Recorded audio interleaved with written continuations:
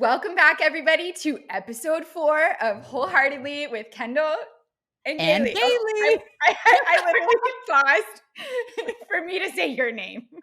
We can switch names for the day. Are we Freaky All right, I'm Friday? going to say I'm your into name it. with Kendall, And Galey. Wait, I'm and confused. we're so confused.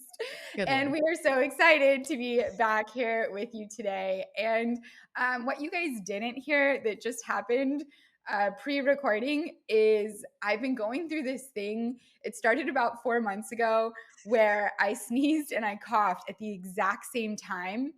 And now it's like muscle memory. I can't undo it. Every single time I sneeze, it's like there's a huge cough that happens in the middle of the sneeze. And so Kendall calls it a So we were talking about this, and I was like, "Girl, you snoffed. It's a snoff. It's a sneeze cough. Snoff." it's a straight snoff, and it is so embarrassing in public. And it's gotten to the point where Dale doesn't know if he should say bless you, or sometimes he just says auf Wiedersehen, because like he doesn't even know how to respond to it. So he just starts saying German words because I'm German. He says And goodbye. yeah, it does, because he's like, I'm out. But he's also a little bit concerned. Like the first few times it happened, he was like, are you messing with me? And then it became like, hey babe, are you okay? And now it's just like, it's just how I snoff. So She's a that just snoffer. happened. I love that. The thing that I will say too, though, like prepare ourselves or yourself, because one day after kids, apparently when you sneeze, you also pee a little bit. So you're gonna snoff and like take a little dribble, you know? You're gonna snoff wee. That's a whole Not verb. Snuffouille. Snuff It's very wee. it's very French. Ennui, It is. snuffouille. It is, which makes it sound more elevated. I like Really? it. Elegant. But speaking of Dale, I have it. I've held this off in our conversation so that I could bring it to your attention in the pod, because I'm I just nervous. feel like I need a little support here. Okay. But we have this debate happening in our household, which is, should a man stand or sit to pee? And I say that coming from a household with two brothers and a father, all who sit to pee. Now, I know that like my dad's from Germany, so that's kind of the European way. And then I think my brothers just took after my dad. But that's what I experienced growing up. And yet, every guy I've ever dated has stood. And the splashback I have had to clean up over the years is not Mhm. okay. And so I'm Mhm. setting a boundary. And I have now asked my man to sit when he pees. Where are you on this? Because Shadow Man is very tall, which means the Mhm. splashback is very high, and you might be cleaning walls, you might clean in like the outside of the bowl. Like, where are we at?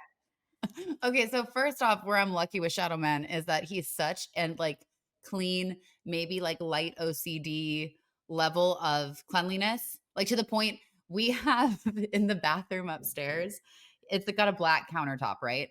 So there is a little like dark washcloth that if there are water droplets on the countertop after like you wash your hands or like brush your teeth or something, that is the rag that we use to wipe off the droplets, because I'm a little bit more like free form. I'm like, whatever, it's fine. It's a sink.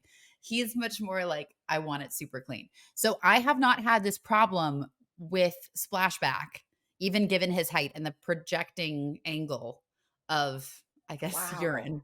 I know it's impressive. I I wonder if he's taking like a little square and like dropping it in there so it has like a like a target. platform to absorb, and then it doesn't splash back, because Oh, a smart.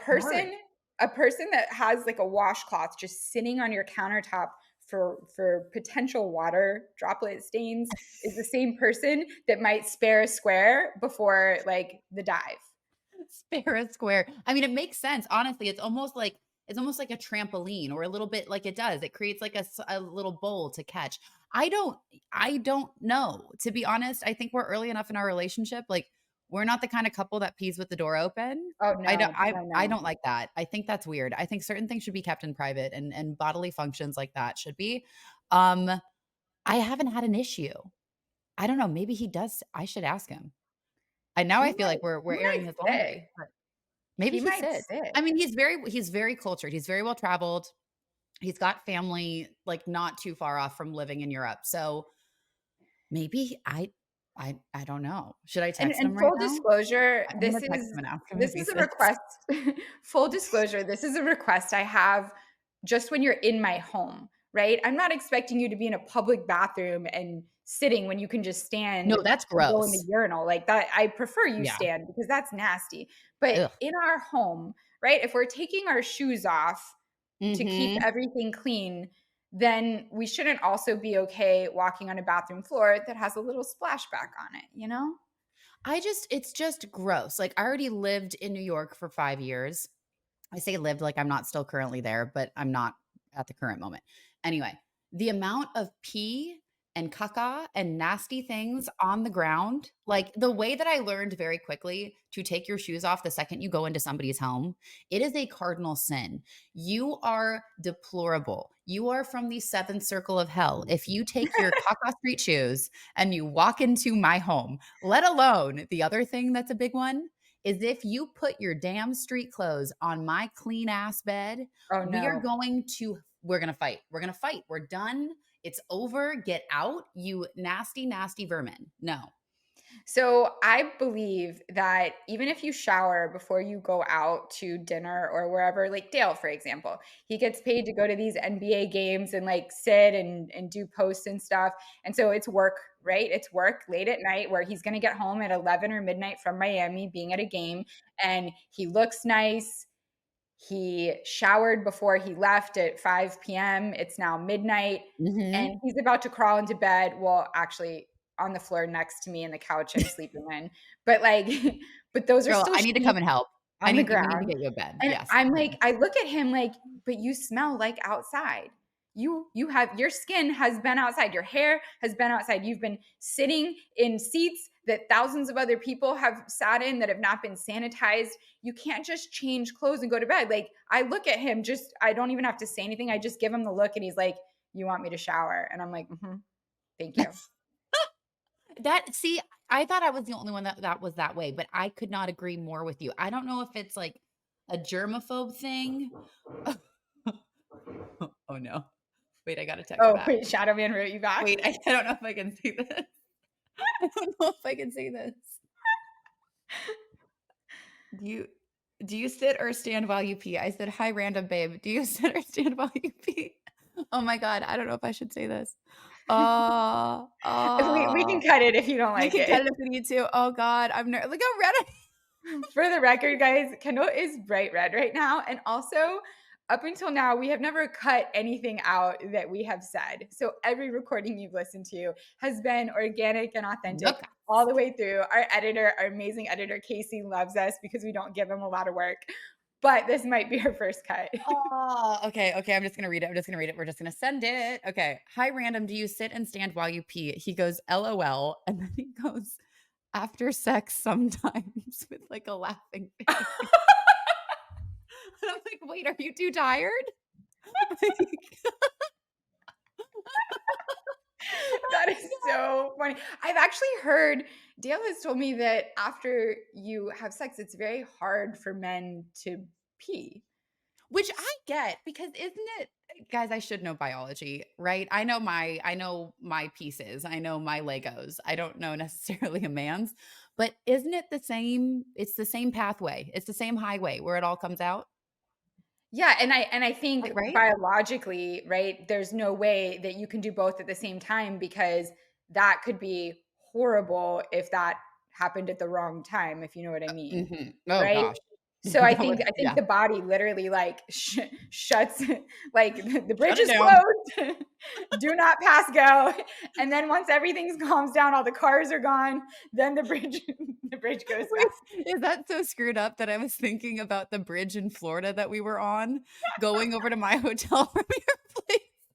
Singing Florida by Taylor Swift, but the bridge Oh, went up, what a and I'm like, "Oh, that memory. must be what happens in their bodies." It's like, "Oh, we're not going to this area of P land, we're going into the other land where there's other things." Where you should be sitting your ass on that plate and making sure Gailey doesn't have to clean up after you. There And you by the way, go. Dale is extremely clean and hygienic, but he's Mhm. also very, very tall and he's got a strong stream. So, I Well, that's just great. I'm happy for his prostate. That's great.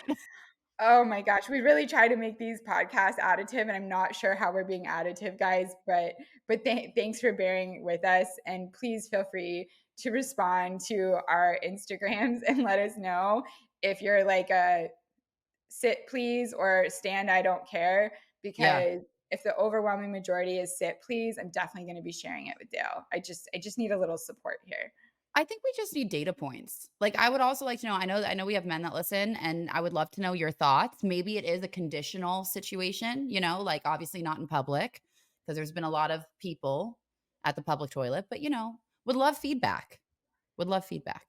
I Oh my cannot gosh. believe it. I'm Hold thinking on. everything we just said. I just had a flashback. Oh god. I cannot believe this happened. So a few years ago, I matched with somebody on Hinge, and he lived in Canada, and he was a, a professional lacrosse player. What? I know, Okay, I okay, know, the I know. I got a storyline, problem. Galey. I got a Oh, problem. So, we're after you. we went on a first date to dinner. Everything was good, and then for the second date, we were I don't know, he was gonna like wanted to meet the dogs or something like that. So he stopped by my house and Quote, he went. unquote, "wanted to meet the Yeah, dogs." yeah, Come yeah. on, we know that We line. know how Anyway, that continue. goes. So he wanted to meet Charlie and Patch, and or I guess I had Hatcher at that time, Mhm. and he wanted to use the restroom, and I was downstairs doing something. So I guess he just felt more comfortable going upstairs to the second floor and like using the guest bedroom bathroom. Red flag. Um, well, I think it was because he wasn't going number one, right? Well, And he didn't exactly, want me that's to my like point. hear, smell anything. So like he just went to the other part of the house, and I was like, whatever, he can see himself up there. So I'm downstairs, and about 32 minutes later, Hmm. Canadian walks around the corner, and he is bright red. And I'm Oh, like, what happened? Are you okay? And he's like, so we have a little problem. And he no. clogged my toilet. And when I say clogged, I mean when I went up there, before I even opened the bathroom door, I saw poop water flowing from my tile bathroom floor under the door onto my hardwood floors. And so I'm just like sitting here thinking like, it's one thing if I know you, but like to clean up a complete stranger's caca but in water, and it's just everywhere, and like he didn't know how to shut off the water to stop it from flowing. It just let I'm just gonna say there was not a third date. There was not Gaily, a third date. I'm, like, gagging. I'm not kidding. I'm not. Oh my god. Oh my god. Oh my god. So bad. It was so and No. I felt bad for him because can you imagine if that happened? Oh. But it actually happened, and I almost would rather me clog somebody else's toilet than mine get clogged and ruin my house and have to clean it all up, and I Oh. just ugh, it was so gross. It was so gross. Mm, mm, mm, mm. Hold on, I need to breathe a second. I'm really like I have a really bad gag reflex. like when I like think of that or like if someone pukes in front of me, game over. Even seeing it on screen can't do it. So that alone, oh, oh my gosh. You don't live there anymore, right? Because I would move immediately. I would absolutely move. Oh, I definitely live here, but I'm renovating the whole house, so Oh, it there was you in go. It was at the Florida house. Yeah. Oh. Oh, well, I mean, I got this house when I was 24. Yeah, wow. God, you badass. It's yeah, such a gorgeous house. It is so thank beautiful. you. Thank you, thank you. Yeah, I've I've seen worked it I worked at really hard 2 on it. I know, I've seen it at 2 or 3 points. No. I feel like every time I come back, there's a new project. I remember you just the first time I was at your house when you were gonna drive me to the airport after we finally, like, hung out in person when I was staying at the one, um, you were I did doing the the backyard. outside. Yeah, you did Yeah. the backyard. Stunning. And then I remember Now you've seen touring the it. kitchen. Yes, and then I saw the kitchen. Well, this last time, oh, no, I didn't see it in person, and then now we're gonna see the whole house when it's done, which is gonna be amazing. Can I Yep. come help, though? I need you in a bed. For the sanctity of your sleep and just for your, like, relationship, can I please help you build your We bedroom are space? in the 11th hour. I think the house is gonna be done soon, and then I can focus my attention and energy on your house. Oh, have we told them this yet officially? I don't think I've shared it yet. Yeah, I think we said it in episode 1, I think, Oh, did that I? yeah. that Okay. I'm gonna be doing in your house. And that you talked about how like you see a different side of me and I get very direct with my decision making. Yeah, it's very impressive. I was also like, my brain had yeeted the conversation like an hour before. I need to send you photos though, because now I am officially an owner of two stories of cinder blocks and some 2x4s on the inside. But it looks really, I mean, it's the frame of it, right? But it's super exciting that obviously the foundation's down, the plumbing, the raw plumbing's in. It's weird. It's so weird. The view out of the back is gonna be insane though. It's so pretty. I'm really excited for you. You guys, we are obsessing over every detail about this house. I was on probably 8 emails yesterday back and forth where I wanted I wanted them to send me actual videos with full sound of the different door options they have closing inside the house. I'm talking just your standard like bedroom doors because I was trying to determine which ones had the loudest close and were like the most real wood. And these people are probably like, Kendall, this girl Galey is psycho. She's literally making us send her videos of the doors closing so she can differentiate the sound of the close. And I'm like, details matter, guys. They matter. Oh my gosh, I no, sweat the small actually, stuff. it's so true though. No, actually, Melanie, who was on that email train, why did I say train? It's Email definitely a train. chain. It was there was a lot of cars that got added. Full speed I'm train. and I'm the caboose because I only pop in at the bottom. I'm like, cool, cool. Y'all got it. Thank you so much. Okay, great. I am always the caboose of an email. I'm like, great, great, great, great, great, great, great. Awesome. Cheerleader at the end. But yeah, so Melanie texted me and she goes, I love how thorough Gailey is. Oh my gosh. Like, I totally agree. It was actually really lovely. Everybody completely supported the process. But I remember going through and I'm like, oh my gosh, it's 2 different videos of doors closing. And then I listened back to them like 8 times. I'm like, damn, Gailey is totally right. Like you could hear the thud difference. It was like a deeper, more solid. It was like a gold medal versus like a bronze medal. You know what I mean? Like you could hear the difference in the density of it. It was great. So well done. Well done on your decision making. It's like the difference from like a real brass faucet versus a brass powder coated faucet that's just like stainless steel underneath or something, right? Like you Mhm. know when something is real and I care about how it feels. So yeah, sweat the small stuff. Makes your house Yeah. beautiful. Sweat the small stuff. Sweat it all, feeling overwhelmed, but it's good. Speaking of grass, hold on. Let me chug some cold brew right now. Like, give me a second. All right, caffeine in the veins. We are doing a little hotter right now. Anyway, yeah, so like the difference between brass and bronze and gold. Can we please talk about the Olympics? Because I We have can. been yelling at the TV, like little tears, and then getting the updates from Olympic Village. Like truly, social media has been fantastic simply because I need to see these athletes live their best lives and make these skits. Like there's so many funny things that are happening out of there. It is the content we all have needed. There's a lot of really awful, sad things happening in the world right now. There is a very tempestuous political atmosphere that just has kind of people on edge right now. And then to have this globally unifying experience of the Olympics and just watching people who have worked so hard and deserve every ounce of coverage and success and support that they're getting. It's like, I don't know. It just makes me believe in humanity again. I don't know how to explain it. Yes.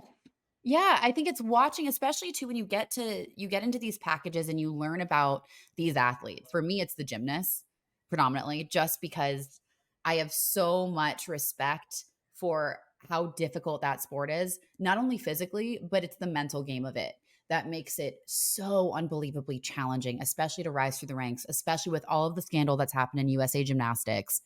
Simone Biles is single-handedly like my personal superhero. I love that woman. I love that. And I love the way you see them supporting each other, right? I mean, Yes. she's obviously the star of the team, but you don't sense an ounce of jealousy or competitiveness with each other. It's literally they see themselves as one team, like a unit.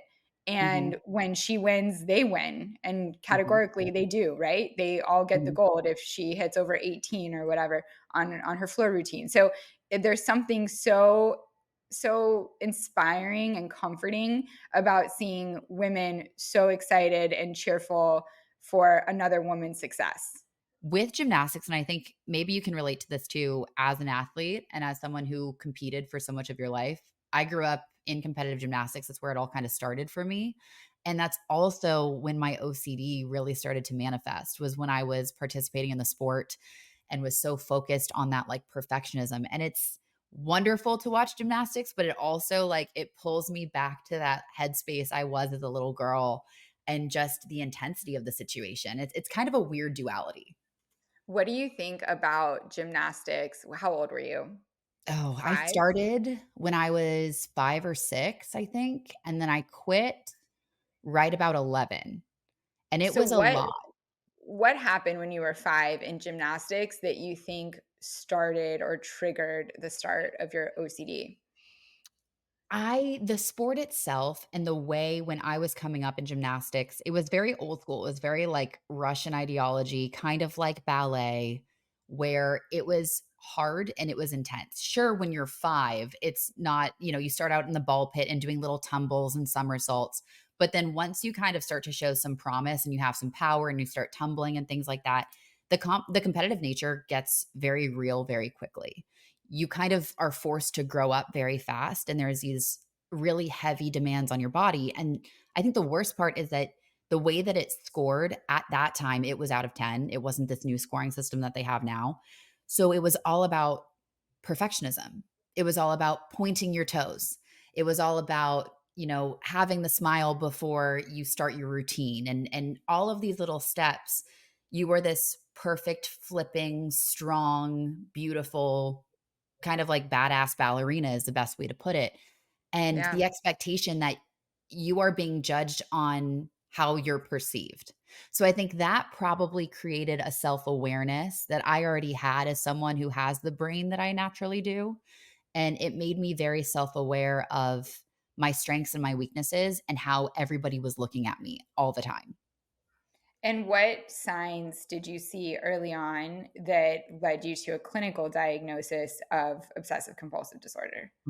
So what was funny, obviously when you're in the gym, you're barefoot, right? You're barefoot, you're doing floor routines, all that. Your feet get really dusty with chalk and you have to have chalk and that's a gym. There's always chalk floating around in the air. And I would obsessively where I remember going into the bathroom after like a 3 or 4 hour training session because I was like really committed to it. I thought I was going to be an Olympian in my head.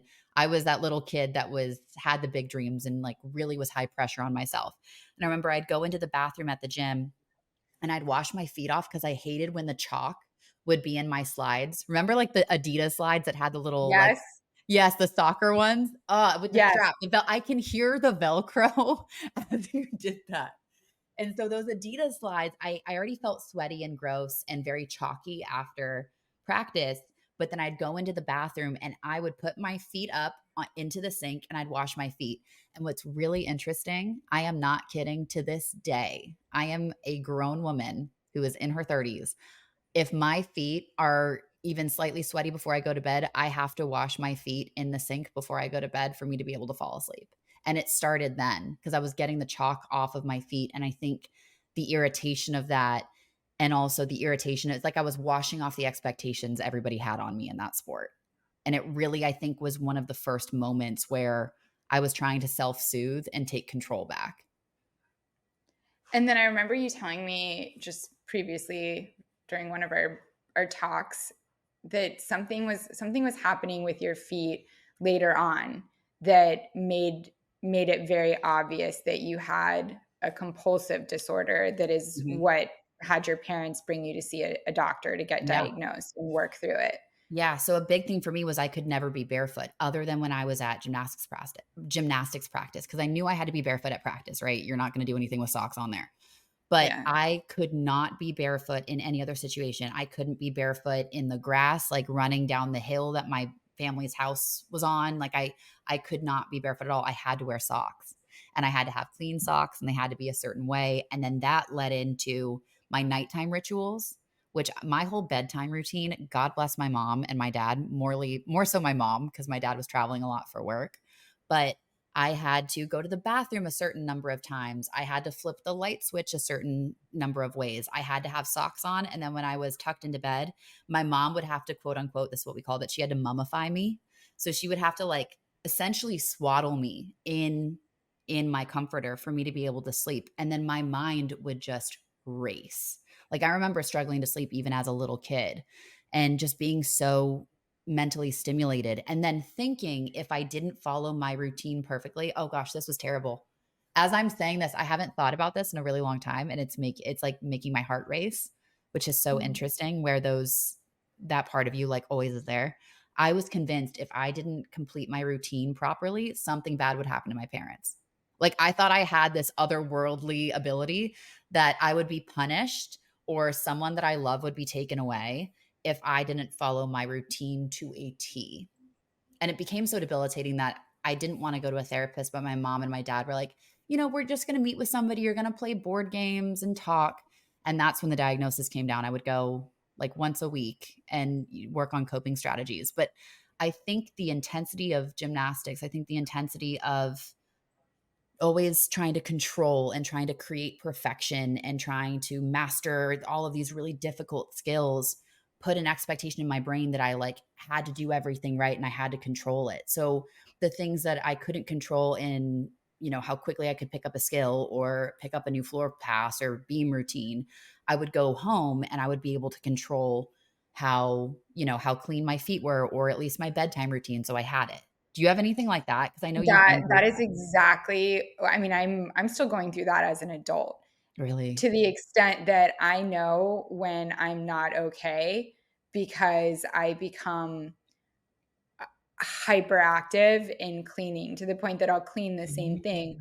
over and over and over just because it makes me feel like I have a sense of control, right? If I'm waiting on a contract to come back and we're negotiating and we're going back and forth and I have no idea if it's going to go my way or not and if we're going to come to an agreement or if it's all just going to be for nothing and it's going to be lost and Mm. I don't really have that much control in that situation, and so I will clean the kitchen over and over, not to the point that, I'm cleaning the same countertop once, but it's still clean because I cleaned it yesterday, but I still need to do one full pass through because for some reason it Mm. alleviates my anxiety. And I think it does that because it gives me something different to focus on other than the thing that I can't control. And then it gives me this false sense of control. But in reality, this is actually controlling me. And I'm even more out of control because I can't control the fact that I have this crazy proclivity and need to just keep cleaning this place to make it feel better.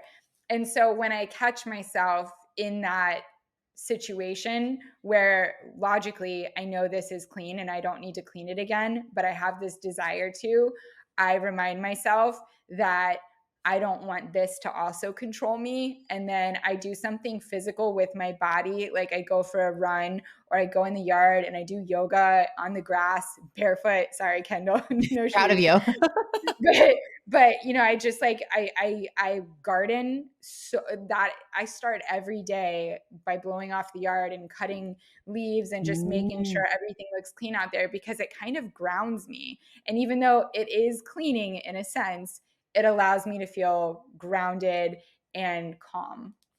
It that's interesting because it is like this infinite loop when you're in that OCD cycle where you're following the same patterns that it's controlling you, so you get that false dopamine hit of like, "Oh, I have this controlled." I'm the same way. That's why cooking for me has been my escape. Because when I moved to New York, I couldn't be outside, and that's usually what I did when I was in California. I would go in the car from USC if I was being really overwhelmed, and I started to note that I was having trouble being barefoot. Like that's my alarm bell today. Yeah. If I am getting really, focused on my feet or I start feeling like creepy crawly, like I feel dirty or I'm focused like, oh, that's when I know. Or if I am walking in my kitchen and there's a crumb, which is the worst feeling ever. But if a crumb hits my barefoot, gosh darn it, I need to clean it now. And then I also know, okay, you're getting to a place of overwhelm or of stress. And so for me, it's cooking because I couldn't go outside in New York City because obviously the weather most of the year is a little iffy. There's not a lot of places to hike, and I'm not going to hike up a building. Woo. So it was definitely getting into the process of cooking because it was multi steps. You can't rush time. You can't cook something faster than it's naturally going to cook. You're kind of at the helm of however quickly that meal is going to come together or not. And so even like making bread, making focaccia is really helpful for me because when I have to sit and let it proof, I can't touch it. I have to go take another action and do something else. So it's interesting that you go to another action to get yourself out of the loop. That makes a ton of sense. I have to match an unhealthy action with a healthy action to make Mhm. it null and void, to just get back to base. And it's so funny because hearing you talk about when you were little, there were all of these signs that you knew you had OCD. For me, I remember I was in, I want to say fourth grade, and I had in my bedroom on my shelves, I had encyclopedias, A through Z, like really old school ones on a shelf in the corner of my Mhm. bedroom.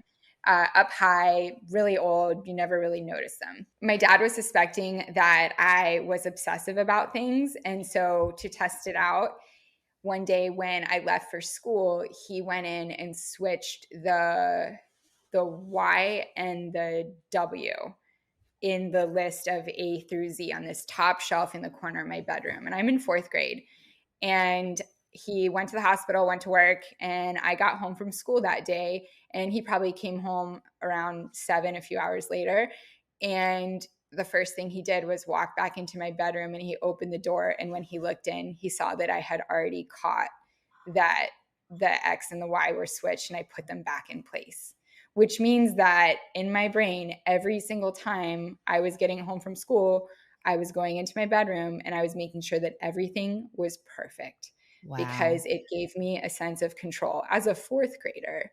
Mhm. And so, what ended up happening as the years went by is I would go through my mom's kitchen and I felt like the things were talking to me and telling me that they were not in the right place. So I would go through her silverware drawer and match all of the forks and all of the spoons and get everything to be perfectly aligned and make it make sense. She had this little kind of like bread caddy that was in the corner with a shield that came down. And if that shield was not down, you could see inside the caddy, and I didn't think it was pretty. So every time I would walk by, I would pull the shield down.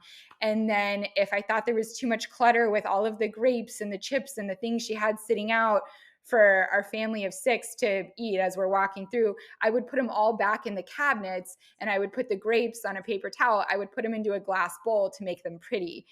And she would always say, Galey, one day when you have your own house, you can move things around, but this is my kitchen. Stop touching things in my kitchen. This is my house. And I was always like, but mom, I can't help it. They're telling me where they need to go, Mhm. and they're so loud. They're screaming at me, and I just need to quiet it.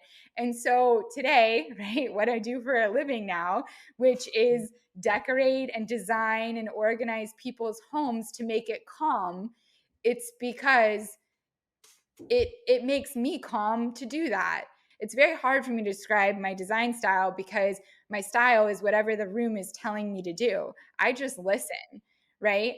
And I do it until it isn't so loud anymore. And it's so fascinating that these mental health struggles actually become the motor behind who we are today and how you've harnessed it into something that has grown who you are in your business and what you're capable of doing. And same with myself. Like, I don't believe I would be in the place that I am in life if I didn't have my anxiety and depression and if I wasn't able to relate to having those control issues. Everybody is the sum of their experiences, right? That's what Mhm. makes you you. The level of empathy you have for people is because of something you have probably been through. The level of appreciation for somebody's work ethic is probably because you have or haven't experienced your level of work ethic. Mhm. So you are the sum of your experiences, and the fact that we have experienced things from OCD to depression, in my case, eating disorder, and both of us perfectionism, it leads us to where we are today. And I think that we're both really, really competitive. And I think part of perfectionism is competitiveness, because you are competing to be perfect with Mhm, yourself all day, every day. So if you're always used to competing with yourself, you grow up and you become an adult and you get put into the real world, you're going to be a competitive adult most likely, mhm. because that's just in you. So I think the beauty of this is figuring out how can you harness those tendencies and those experiences that already live inside of you into something productive and beneficial and helpful, as opposed to something that literally can destroy your life, because it can just as easily go the other way. Yeah. No, I completely agree. It's a blessing and a curse. It's a tool, right? It can build or it can destroy. Ironically, with my last name. Ha ha ha ha ha. I know. It's so cheesy. But yeah, I'm with you on that. I think it's fascinating that it's so the asylum that raised us, which I know we've said before, but it truly is. And then it's also giving myself grace when I'm noticing that I'm allowing that part of myself to kind of be the captain of the ship and not necessarily the co-pilot. And allowing that to take the lead, and the competitiveness with myself and the self-critique and the negative thought patterns versus, okay, this is great information. This is a great, motivator, but it also isn't completely my truth. It's just something that I can either use or put down when I need it. But yeah, time goes For, on and you learn that. for the record, I don't think it's the asylum that raised us in this scenario. I think it's the asylum we raised ourselves in, because this is all in our own Ooh. head. Mhm. We did this to ourselves, and we can take ownership of that. And I think the biggest takeaway here at the end of the day is that if you experience stress and you know what your telltale signs are that you're experiencing it, right? For Kendall, it's My becoming feet. hyper focused on your feet and cleaning your feet, right? Mhm. And for me, it's cleaning my kitchen and thinking that it will make me feel better if I just clean it one more time.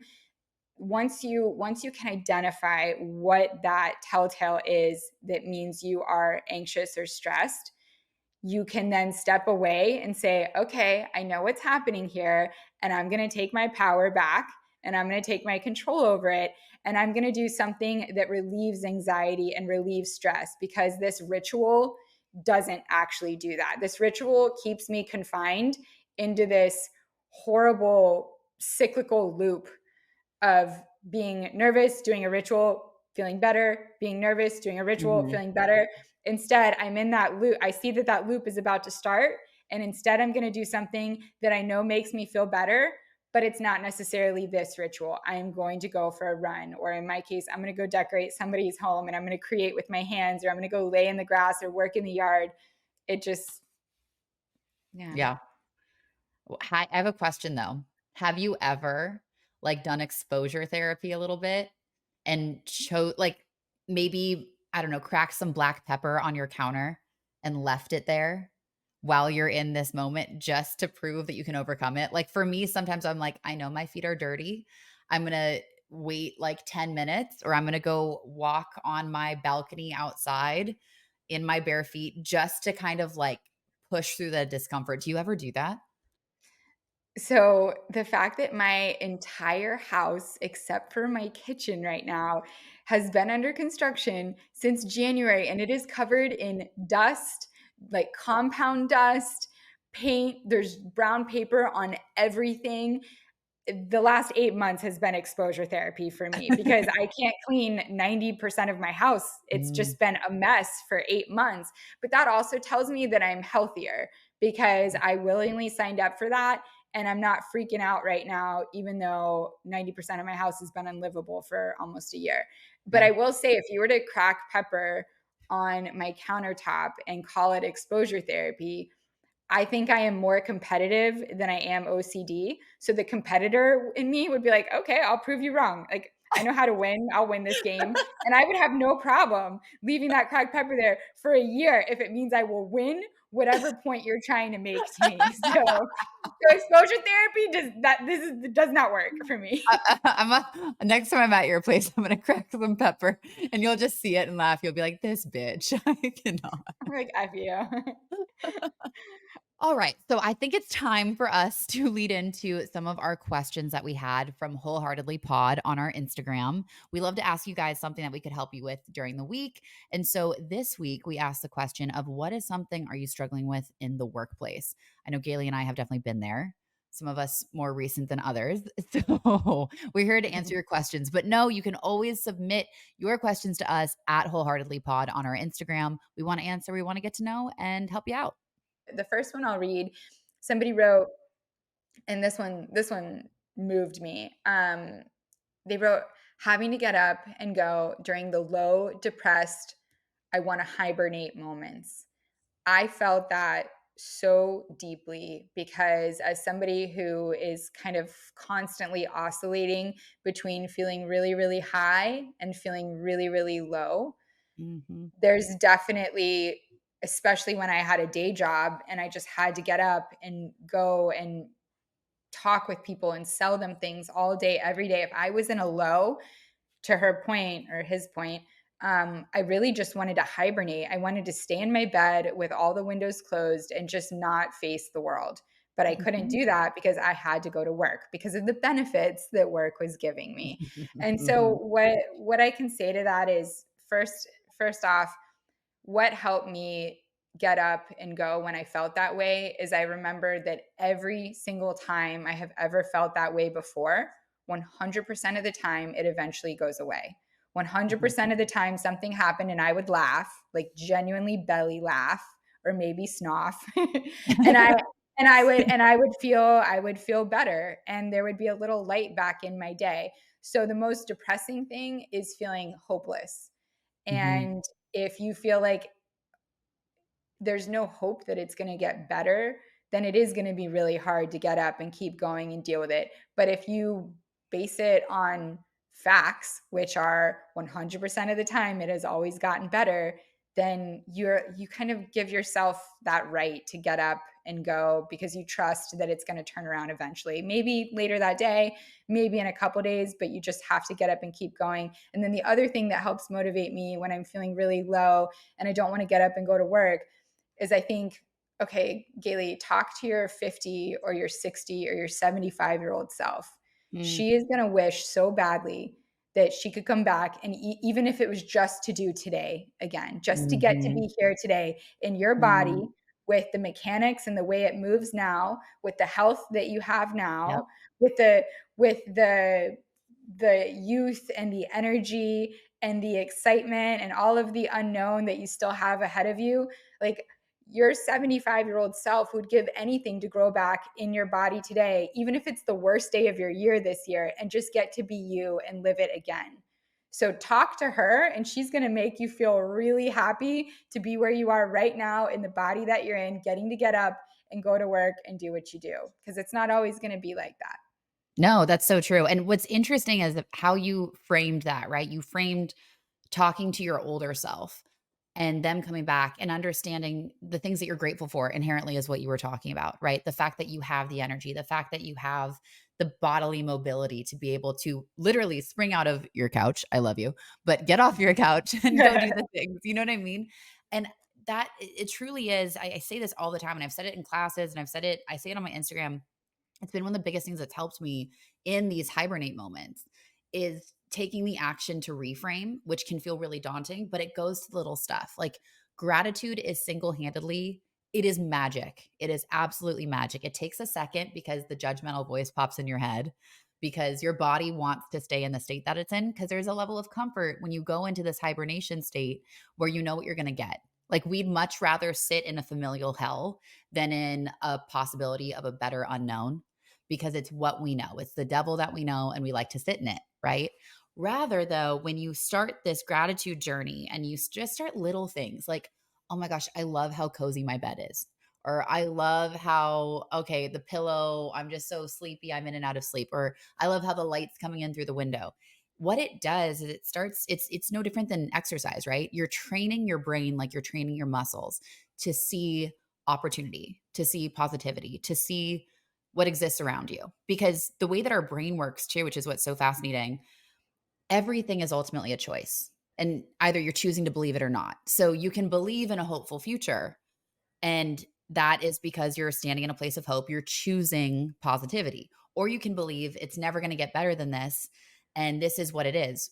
Ultimately, that's also a choice, right? Which is what's so amazing. And there's this book, The Happiness Hypothesis, that I think everybody should read. I reread it like once every year when I go through, I've been rereading it through this like transition for me with work.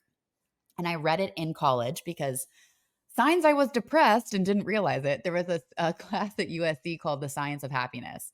And it's what started my like interest in neurology and just the brain and how it all works and trying to figure out, I think, what in the hell was going on in mine and why it was such a rough place to live in.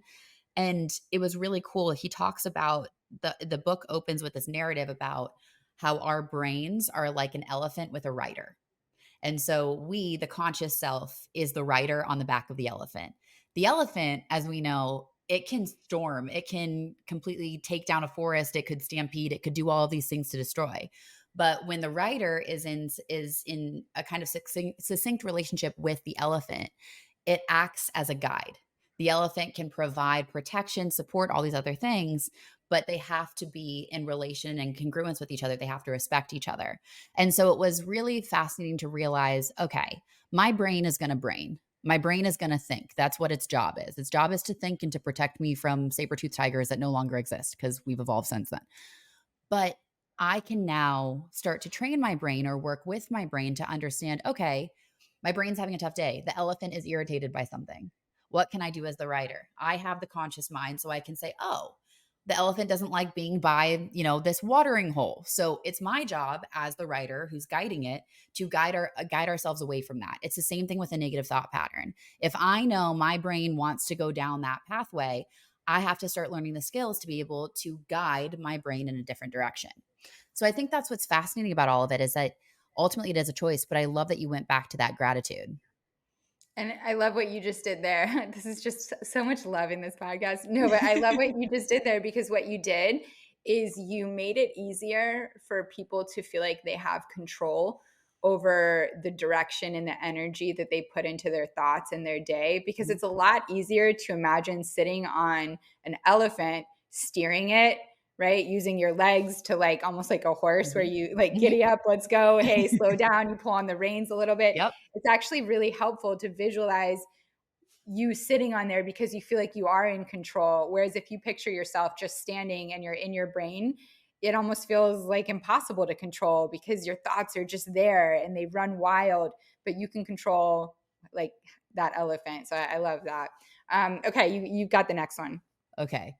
Somebody asked, being kind, how do I be kind and show up as myself around a few people who I know don't like me at work? Well, I have been through that quite a few times in my career, and I'll say this. Number 1, it is anyone's opinion of you, and it's much easier said than done, but that's their opinion. It's not anything you need to consider.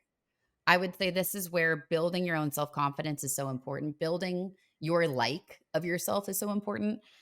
We said it in the last podcast. You know your heart.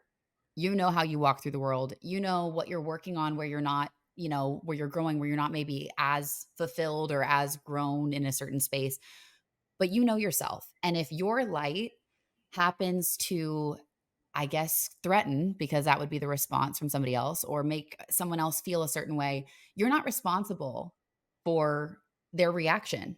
You are responsible for staying true to yourself, which means having that kindness, having that empathy for somebody who might not have the same ability to be as kind as you are. But you also don't have to spend a stitch of time with them if you don't have to. So Kendall, does that mean you think it's more important for people to respect you than to like you? Ooh, yes, I would say that 100%. I don't think it is up to anyone. You can't control people's perception of you, but I have personally played the wanting to be liked game. I've played the people pleasing game. I did for a very long time in my life when my mental health was really poor. I would put on the mask of what I thought people wanted me to be, and it drained me. It took away my light because I was constantly shape shifting for other people's perceptions rather than honoring who I was. And respect means that you hold boundaries for yourself. Respect means that you're able to say no to things and to people because it doesn't sit right with you. And it's scary. I mean, it takes some serious ovaries to sit in a room and say, "Hey, this isn't working for me," or "I feel uncomfortable by this." Respectfully, no.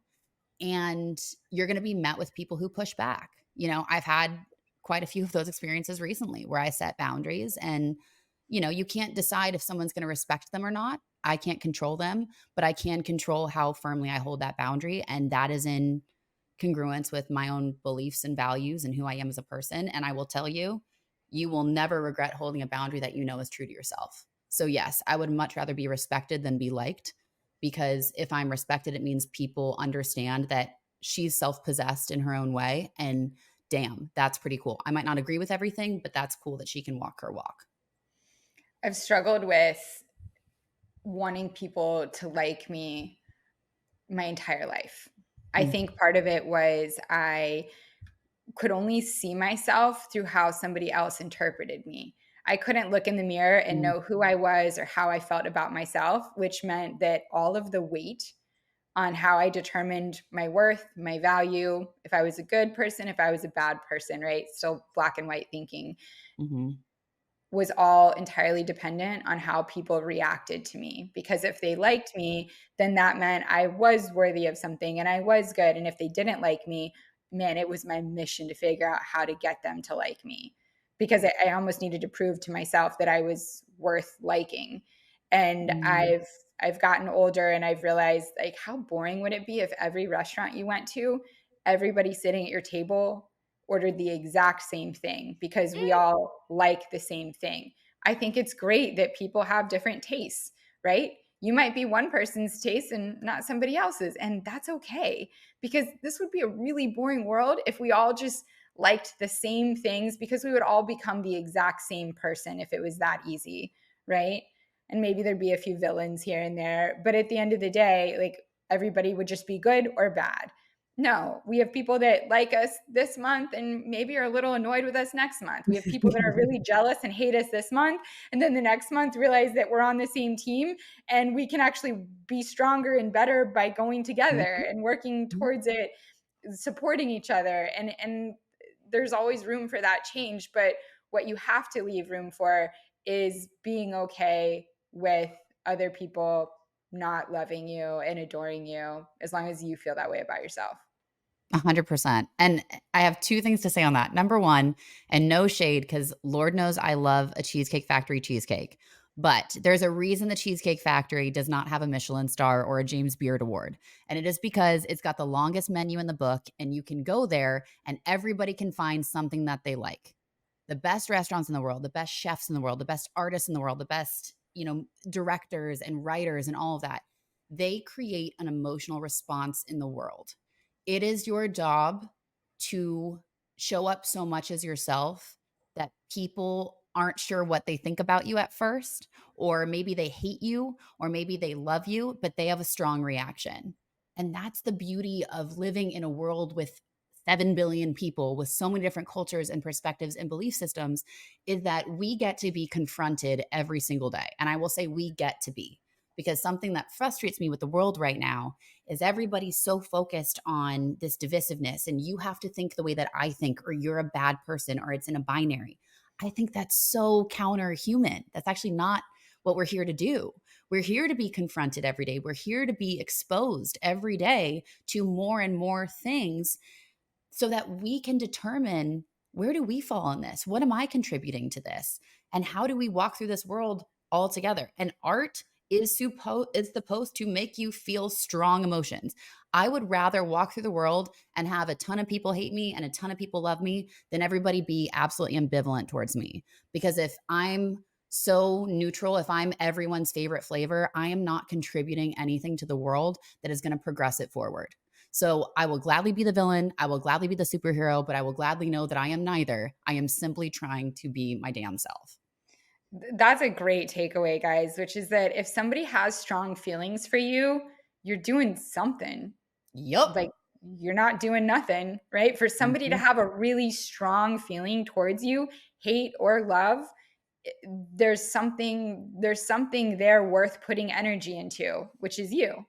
And Mhm. so try to remember that if you feel like you're doing your best and somebody still hates you, it's better than them not even caring to know your name, right? Mhm. Um, all I can say is the person who wrote the Cheesecake Factory menu was definitely a people pleaser and Yeah. trying to make everybody happy. And the person, the chef who writes the menu of the 3 Michelin star restaurant, and there's like literally 4 options and no substitutions, no changes allowed, and they spell that Yeah. out very clearly in 3 languages on the 1 page menu with 4 options. That person has set boundaries and they Yes. know they are good at what they do, and boundaries have been set. Yes, and isn't that interesting? The line goes around the block, like, trying to get a reservation at, like, way back in the '90s, like, at French Laundry or at, like, One Madison Park in New York or some of these incredible restaurants, it can take a year. Why? Because people are going to try their food. So I will say, yes, I prefer to either cook at home or go to a really cool restaurant where I'm gonna be confronted with things that I haven't experienced before because it just I think it's a fuller way to live life. Living life pleasing other people might seem like the path of least resistance, but the opportunity cost is way too high. You drain yourself, you drain your ability to show up fully in yourself, and then you get confused as to who you really are because you're trying to juggle for everybody else and perform. Like it's so counterintuitive to how singularly individual and unique every single person is on this planet and what they're here to do. So own who you are and set your boundaries. And if people don't like that, at least they have a feeling towards you. Yeah, exactly. At least you're striking up an opinion, baby, because in today's world, you're going to hear it from everybody anyway, whether it's an Instagram bot or a person hidden in someone's basement, like That's me right now. that's why there's TV shows around like villains, like just villainous characters from other shows now are all Mhm. together in their own show because people have a strong feeling towards them. I have an Also, idea. I have an idea for the random. episode name. Oh, It what is it? okay. Okay, when you were saying that about villains and all that, I think we should name the episode Anti-Hero Taylor Swift. Uh-huh. Uh-huh, because I really do believe there's such power in being the anti-hero. She was, Simone Biles was for a long time, and watching their redemption coming out of a darker chapter, having so many people say so many negative things about them and look at what they're done. Case in point also Lana Marr, who's the rugby player who's had so many people comment on her body and she's like, "No, I'm beautiful. I wear lipstick. I'm a badass." She's a great TikToker. She's fantastic. And I think that's it. It's like I'd rather be the anti-hero than the palatable little princess in everyone else's narrative. And also, I think we're a little bit of the anti-hero to ourselves when we talk negatively to ourselves, right? Yep. So you can still be the hero. You can turn it around because you're the one riding that elephant. Okay. Woo. Next one. This one moved me because this was me to a T. Taking care of myself while at work. Examples: eating, drinking, fluids, using the washroom. So basically, what she's saying is that her biggest challenge at work is literally taking care of her physical bodily needs. And how do I say this? My girl math is trying to figure out how little water I can drink in a day so that I never have to go pee, but I don't die. I mean, it's awful. I work these installs. We will go 24 hours without stopping and go right into the next day. And a day will go by and I'll realize I never went to the bathroom. And it's because I was so myopic on creating and I almost go manic in these homes and Mm. everybody's coming up and asking me, what should I do next? Can you check this room? How does that paint look? Who needs to run to Home Depot? And we're going back and forth all day. I don't really allow my body to function the way it should because I kind of put it on hold and I make the project and my team my priority. And so reading this, I realized that this is something that I really, really am working on getting better at because it's true. When you're at work, sometimes you just get in work mode and you don't take care of yourself and your needs the way you would if you're at home relaxed on a Sunday. And I think it's just as important to remember that. Would you connect, and this is my question, would you connect that tendency to wanna perform for everybody else and put your needs at, like, second nature kind of in that people pleasing tendency? That it's, like, in the work mode? Because 'cause I've definitely done this too, where it's like, "No, I have to be on," or, like, when I was at Peloton, I'd teach class, and then we'd have a meet and greet line, And I'm very proud of that, and I love spending time with people, but sometimes it would take an hour, hour, 20 minutes, and I could feel my battery just as a person just draining, and then I'd go home and I'd sleep for 3 hours because it was just so much expenditure, and I wonder if that comes back to that, like, performance connected, people pleasing energy, but it is from the right place, but then the boundaries are really important. I wish I could say it was because I'm trying to please my team and please the client because the underlying absolutely I am. Yeah. But I think the driver here is my competitiveness because I set a Mm. stop clock, right? This is kind of I've Mm. always been really competitive to an Mhm. unhealthy extent my whole life. And I think what happens is I set these really aggressive time limits, right? Like 72 hours for us to renovate a whole home. And part of it is I, like you, Kendall, I like the chaos and the adrenaline and the thrill, but it also puts my body into fight or flight mode because I am running on extreme levels of cortisol and adrenaline. I'm pulling all nighters. I'm on my feet. I'm on ladders. I'm painting over my head for hours or nailing wood or whatever. And my whole team is like, we're all exhausted, but we're all competitive and we're all working towards this goal. And there's something really unifying about that communal energy of like all trying to accomplish something together. And everyone's got their autonomous roles that they're doing and they're very proud of it and meticulous, but it takes extreme focus and that's hard to do when you're tired. And so it's almost like your body kind of shuts down on the other things it needs. Like I actually don't get tired because Mhm. I'm not allowing myself to feel the need for sleep. I don't need to go to the bathroom because my body's kind of shut down the sensation of needing to go to the Mhm. bathroom. Like Mhm. shut down the feeling of hunger. Like everything shuts down, and I just go into this zone. And I've realized, especially after season one of the show, that was really unhealthy for myself and my team. A lot of us faced like collateral damages from it, as far as just like going from an extreme high to an extreme low once the season was done. It's hard to get your sleep pattern back after install. Your body is aching and hurting. You can't really work out for a week because you're just in recovery mode. I would get plantar fasciitis on the bottom of my feet in 4 places after every install, and I could barely walk for a week. I mean, it was awful. And so when I read this comment that somebody put in our Instagram, I was like, oh, that is so me. And it's something that I'm proud to say we're really working hard to change and bringing healthy snacks to installs. This last one, I said I was going to shut it down at 9 p.m. every night. And guess Did what? you? I did. I'm so Um, proud of yes, you. I That's know. huge. There's something about speaking this into a microphone and to you and to our listeners that gives me a sense of accountability where I Mhm. feel like when I say what I'm working on all week long, I'm thinking I said it, I put it into the universe, so I need to do it. So Yep. that's a nice takeaway, right? Is that if you feel like you want to change something, speak it out loud, say it into the universe, write it into your journal in the morning when you wake up or put it in your notes app on your phone. But put it out there and bring it into existence and breathe life into it because it helps hold you more accountable. Yep, 100%, and I think that's what's funny when you say that. 1, I'm so proud of you because 'cause we'd had that conversation, you're like, "Nope, it's gonna change, we're gonna do the 9:30 close." I was like, "Great, the sleep is gonna be awesome." Knowing that you did it, but also, like, what did you do? You set a boundary for not only yourself, but also for the sanctity of your team and for Yes. what's gonna benefit everybody, so it was a great decision on that front. You took on more help. I know you had more interns, more support to be able to do this, which is epic. I can't wait to see everything they've done. But also by doing that, it's that level of accountability. And because now your team, you set the standard, you held the accountability as the boss of your team saying, we're done at 9:30.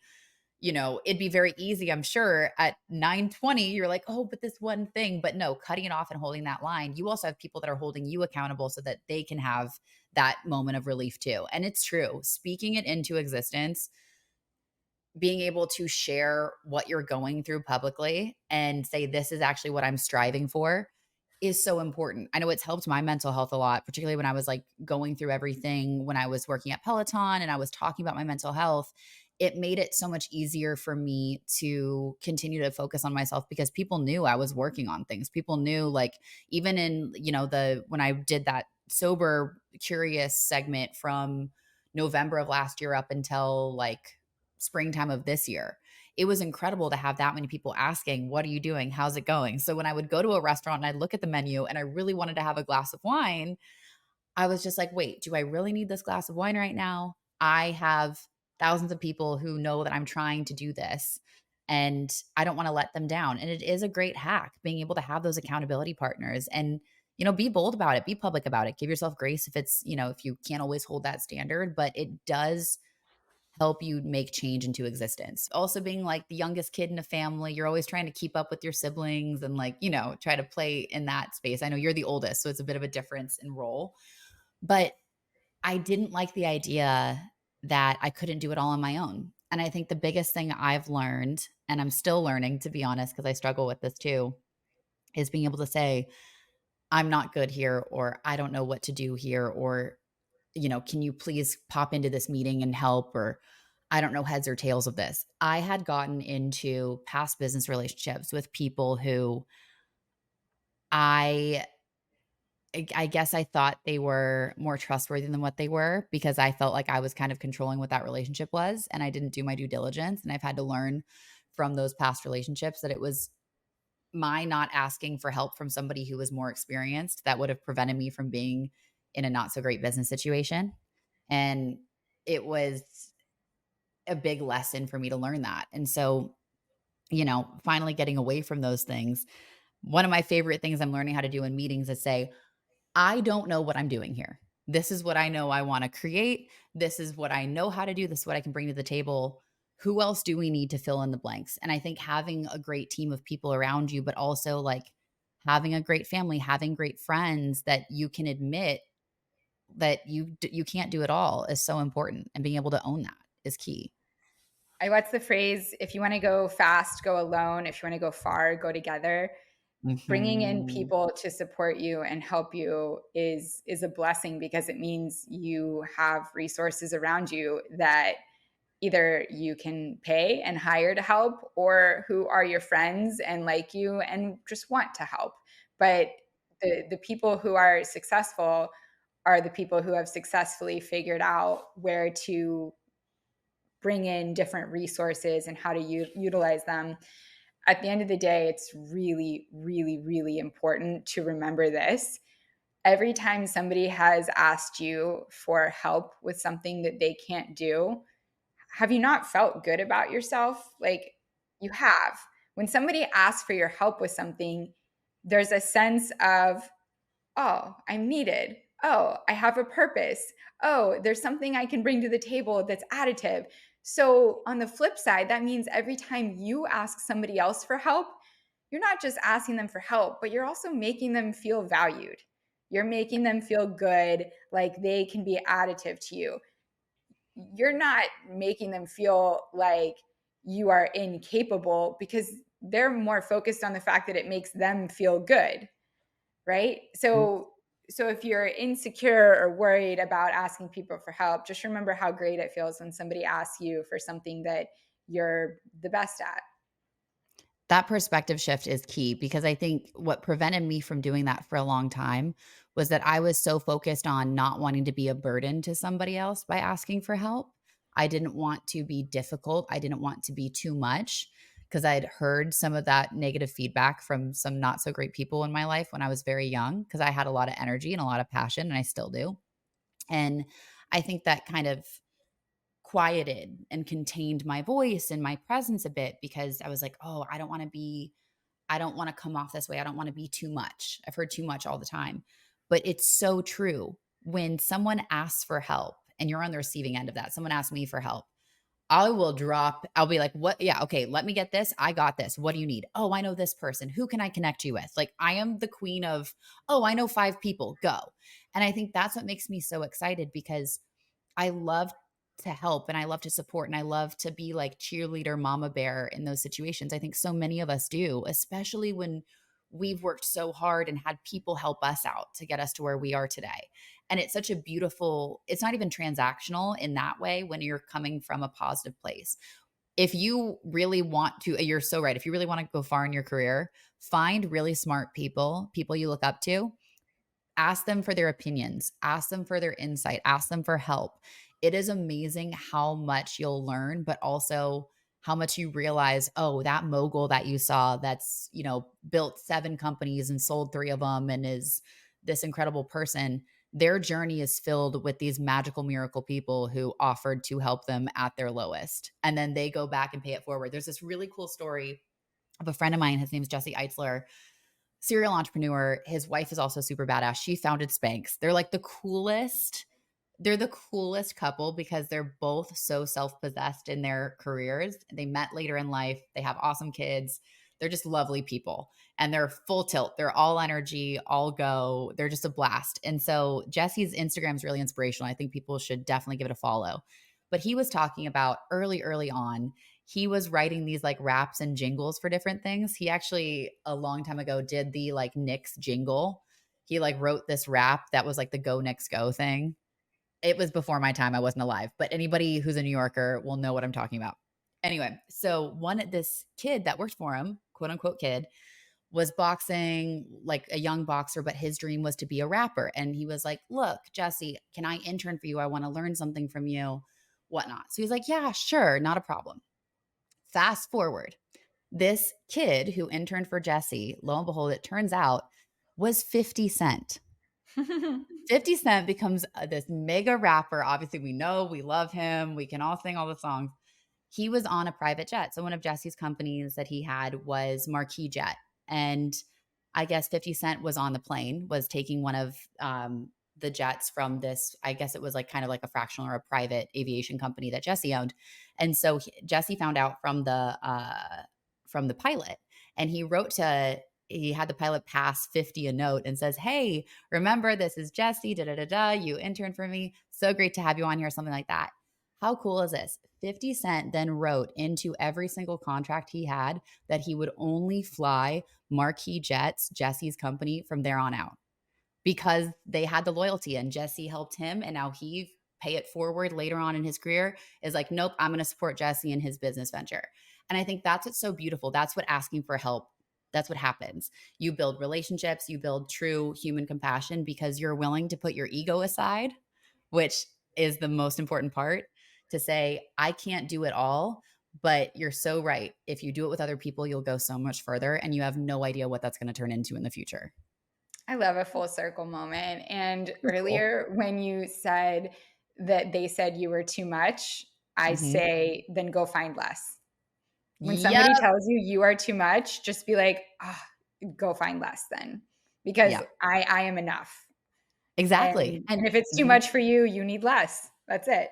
Yeah, it's like everybody has a different flavor profile. If I got too much spice, that's fine, go for mild. Like, I'm sitting over here, like, When with you all the say go to jalapenos. Cheesecake Factory, because they got hella options for you if I'm not I your feel flavor. bad. Hold on, but let me clarify. I feel bad throwing them under the bus. The No, only no, like whoever wrote it wants to please everybody, so everybody will be happy at Cheesecake Factory. That's true, true. But how weird is this? Cheesecake Factory follows me on Instagram, and I would do these lives after I would teach class. I forgot to mention this part. Wait, do we need to edit this? No, we don't. No, we don't. No, we don't. Because I'm gonna say this. Don't get me wrong. I love a Cheesecake Factory. The banana cream cheesecake is my ish. I will order it. I will suffer the lactose consequences of it because I will enjoy it. It's like a once a quarter type of an experience, right? But they would always pop into my Instagram lives and were like commenting back. They were a riot. Very, really fun. I don't know who runs their social, but clearly, I don't know. I guess maybe they would take my classes or whatever. Go figure. But the one thing that I was so saddened by was like they sent me like a gift box once, which was very nice. But it was like a coupon for iced tea because they know how much I love my iced tea, all that stuff. All I really wanted was I was just like, please just send me a cheesecake. Please just send me it was never a cheesecake. And But there are I too think many maybe I'm a little bitter. options. They couldn't have gotten it right. There were too many options. See, the options True. hurt you. Yeah, You because it's try a to please paradox of choice. everybody, you're gonna please nobody. Because there's just too much. It's too much. Too much.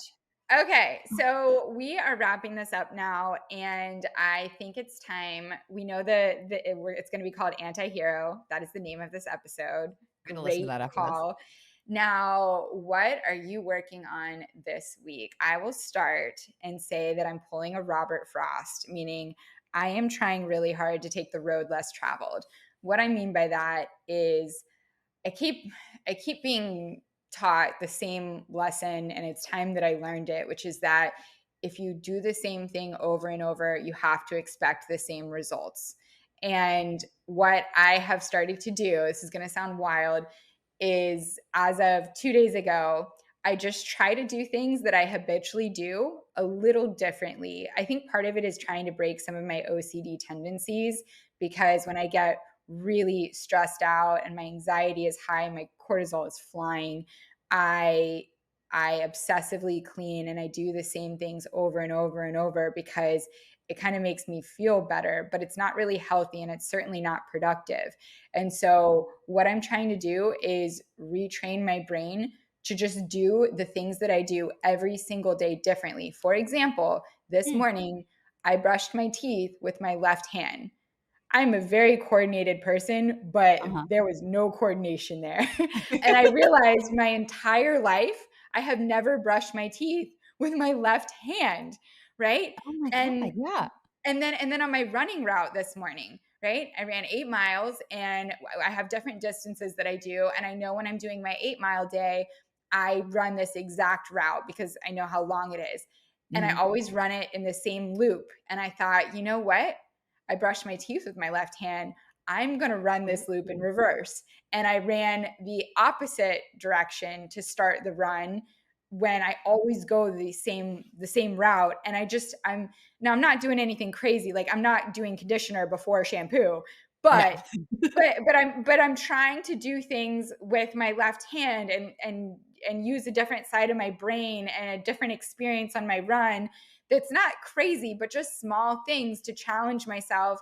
And Mm. what's crazy is it gets me a little bit out of my head because now I'm more present and conscious that I'm brushing my teeth because I'm genuinely trying to figure out how to get my back molar at this angle with my left hand because I have never done this move before. And like, how do you do a circle rotation with your left hand? Is it forward or is it backwards? Like, I don't Mhm. know. But it forces me to be present in what I'm doing. And it really makes me almost experience life just a little bit different. And I think that that will result in a different result than if I do the exact same thing every day. So I'm challenging myself to do things just a little differently and see if I feel any different. I love that too because you're changing the way that your normal routes, your normal routines, you're giving yourself little bits of discomfort. And those little Yeah. bits of discomfort do create presence. They also create stronger muscles. The same thing happens when you train, right? So when you start adding any kind of tool or device or like a Bozu ball that puts you in a state where you're needing to get more feedback into your body, you're needing to find balance, or you're doing something that like an RDL. Now you're doing a single leg RDL. Now your body is using different muscles, different neurons to create the balance for this new movement pattern.